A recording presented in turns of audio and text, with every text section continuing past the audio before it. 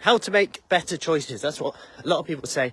You know, I just need to be making better choices. I need to do better. And actually, one of the things that holds people back from doing this is trying to be perfect with it.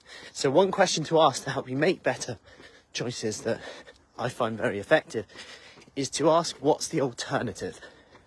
What would you do instead? Because let's say someone says, I've stopped having wine on an evening, but now I drink Diet Coke every night. They go, there's no point, that's bad as it is, so there's no point even changing anything. But when they have the wine, maybe they have some nibbles with it, there's more calories. They don't see the potential positive of that. And the key thing is to consider, what's the alternative? If the alternative is wine, well, there's more calories, it might impact your sleep more. Whereas potentially a diet drink or a 0-calorie drink, whatever it is, yeah, it contains some sweeteners that you might think it's not perfect. I should drink water.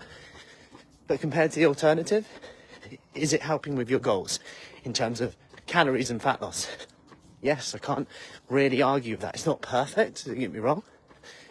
But does it hit the sweet tooth? Yes. Does it make you feel satisfied? Yes. Does it feel like you're having something nice and sweet? Yes. Does it help you stay consistent then to your calories? Yes. Great.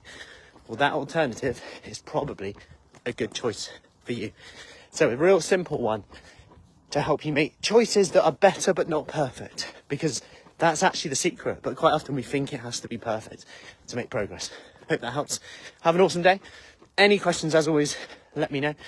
Day of early morning sessions kickstarts on our August 20-day kickstart, which is open. Flexible start day next 2 weeks.